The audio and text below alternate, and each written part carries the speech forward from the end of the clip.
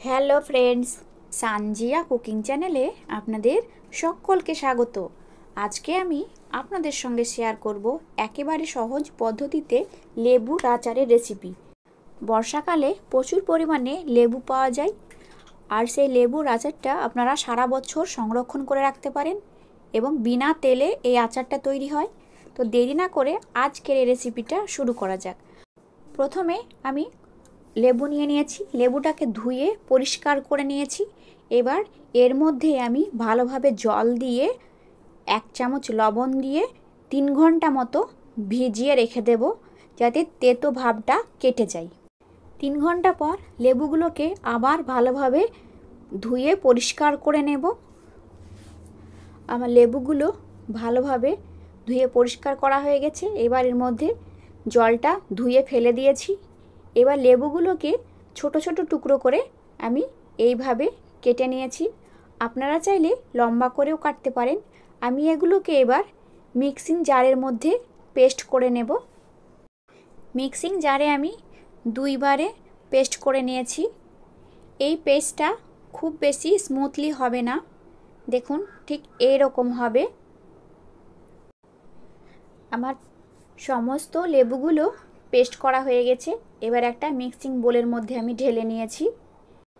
এবার গ্যাসের মধ্যে একটা প্যান বসিয়ে দিয়ে আমি লেবুর পেস্টটা দিয়ে দেব। এখানে আমি কোনো তেল ব্যবহার করব না। এবার এর মধ্যে কাশ্মীরি লঙ্কা গুঁড়ো, 1 চামচ বিট লবণ, 1 চামচ লবণ, 1 চামচ জিরা গুঁড়ো, 1 চামচ গোলমরিচের গুঁড়ো আর 1 চামচ ধনে গুঁড়ো। এবার এগুলোকে ভালোভাবে মিশিয়ে নিতে হবে। আমার মশলাগুলো ভালোভাবে মেশানো হয়ে গেছে। দেখুন, যে লেবুর মধ্যে রস আছে সেই লেবুর রসটা ভালোভাবে সোপ করে নিতে হবে। আমার ভালোভাবে সোপ করা হয়ে গেছে, দেখুন বুঝতেই পারা যাচ্ছে। এবার এর মধ্যে আমি মেজারিন কাপে 1 কাপ চিনি দিয়ে দেব। এবার চিনিটা ভালোভাবে মেল্ট করে নিতে হবে। চিনিটা ভালোভাবে মেল্ট হয়ে গেলে এর মধ্যে কালার চেঞ্জ হবে। দেখুন কত সুন্দরভাবে কালারটা চলে এসেছে। এবার এটাকে ভালোভাবে নেড়ে চেড়ে আমি আচারটা করে নেব। এই আচারটা আপনারা সারা বছর সংরক্ষণ করে রাখতে পারেন। মুখের অরুচি ফেরাতে এই আচারটা খেতে দারুণ লাগে।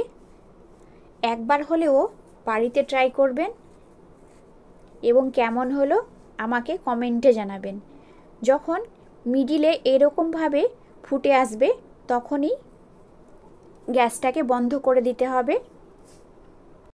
ঠান্ডা হয়ে যাওয়ার পর এটা আরও বেশি ঘন হয়ে যাবে। এই পর্যায়ে আমি গ্যাসটাকে বন্ধ করে দেব। দেখুন আচারটা কত সুন্দরভাবে গাঢ় হয়ে গেছে। এবার এটাকে আমি ঠান্ডা করার জন্য রেখে দেব। ঠান্ডা হওয়ার পর এটাকে আপনারা যে কোনো কাচের পাত্রে রাখবেন, দেখবেন অনেক বেশি ভালো থাকবে।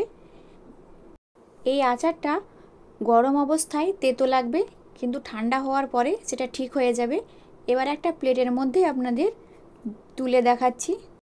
আচারটা খুব সুন্দর কালার হয়েছে, একেবারে কয়েদ বেলের মতো লাগছে দেখতে।